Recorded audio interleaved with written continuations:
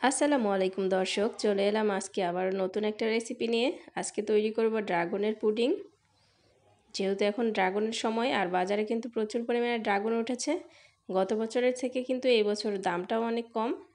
আর চাইলেই কিন্তু বিভিন্ন কালারের টেস্টের ড্রাগনগুলো কিন্তু কিনতে পারি আমরা বাজার থেকে। তো আমি আজকে এই বেগুনি কালারের ড্রাগনটা দিয়ে পুডিংটা তৈরি করব। আর সেজন্য আমি আজকে চায়না গ্রাস সেটা ইউজ করেছি। এই ক্ষেত্রে আপনারা চায়না গ্রাসের বদলে কিন্তু আগার আগার বা জেলাটিন যে কোনো কিছু ইউজ করতে পারেন, তবে সেখানে পরিমাণটা একটু আলাদা হবে। যেমন 250 গ্রাম পানির জন্য আপনার দিতে হবে 1 চামচ আগার আগার, আর যদি হাফ কেজি দেন তাহলে দিতে হবে 2 চামচ। এই পরিমাণটা একটু খেয়াল রাখবেন। তো আমি এখানে 2টা পাকা ড্রাগন নিয়ে নিয়েছি আর এটাকে এখন কেটে নিব। ড্রাগনের পুডিং তৈরি করা কিন্তু খুবই ইজি। মাত্র 2টা স্টেপ ফলো করলে আপনারা কিন্তু মজার এই ড্রাগন পুডিংটা তৈরি করে নিতে পারবেন। আর বাসায় যদি ছোট বাচ্চা থাকে তাহলে তার কোনো কথাই নাই, তাদের ক্ষেত্রে এটা খুবই প্রিয় হবে, কারণ ড্রাগন ফল তারা খুব বেশি পছন্দ করে।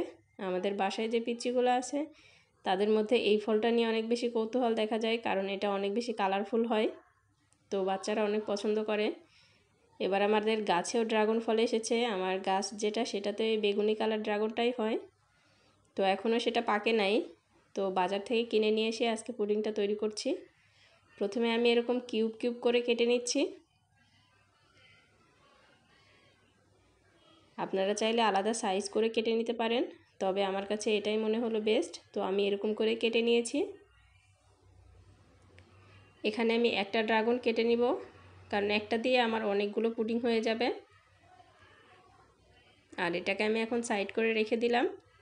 দিয়ে আমি পুডিংয়ের যে মিশ্রণটা সেটা করে নিব। আর প্রথমে দিকে আমি এই কাপগুলো ইউজ করেছি পুডিংটা তৈরি করব। এটা হলো যে একটা প্লাস্টিকের পুডিং বাটি, যেগুলোতে আপনি দিলে পরে এটা গোলাপের মতো একটা পুডিং তৈরি হবে। আর সেজন্য আমি প্রথম দিকে এটাকে সেট করে নেওয়ার জন্য সবগুলোতে সমপরিমাণ করে দিয়ে দিব। দেখতেই পাচ্ছেন এখানে কিন্তু কাঁচা ড্রাগনটা ইউজ করেছি, কারণ এই ড্রাগনটা জুস করে যখন আমি এটাকে হিট দিব তখন এটার টেস্টটা কিন্তু নষ্ট হয়ে যাবে, আর সেজন্য কাঁচা ড্রাগনটাই ইউজ করেছি। আর এখানে নর্মাল পানি দিয়ে দিলাম, আর যে চায়না গ্রাসটা রেখেছিলাম ভিজিয়ে সেটাকে দিয়ে দিব। আমি এখানে 1 প্যাকেট পরিমাণেই দিয়ে দিয়েছি। আর সাথে দিয়ে দিব চিনি মিষ্টির জন্য, আর ব্যালেন্স করার জন্য একটুখানি লবণ দিয়ে দিলাম। এখন এটাকে আমি গরম করে নিব। টকবগে যখন একদম বলক চলে আসবে তখন 2-1 মিনিট বলকের উপরে জাল করে এটাকে নামিয়ে নিব।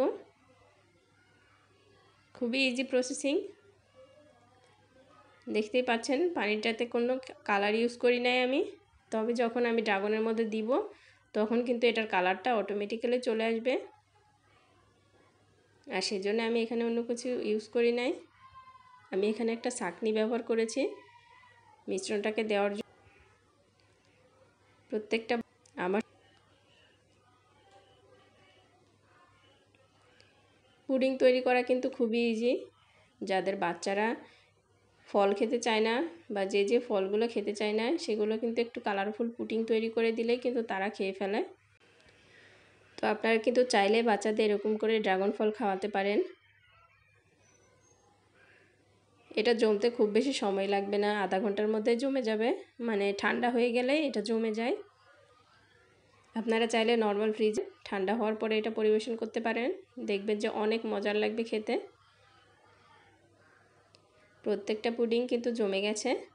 এখন আমি এগুলোকে আস্তে আস্তে মোল্ড আউট করব।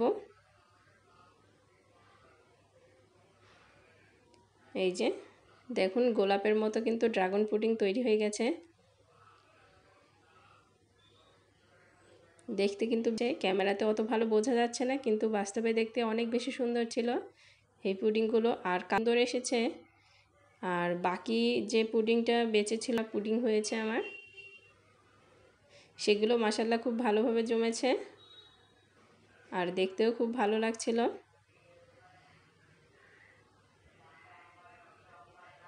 এই যে তৈরি হয়ে গেল কত মজাদার পুডিং। এটা কিন্তু খেতে অনেক বেশি ফ্রেশ লাগে। এক্সট্রা চিনি দেওয়ার কারণে এটা আরেকটু বেশি মিষ্টি হয়ে যায় আর খেতে খুবই মজার লাগে। আমার কাছে তো খুবই ভালো লাগে।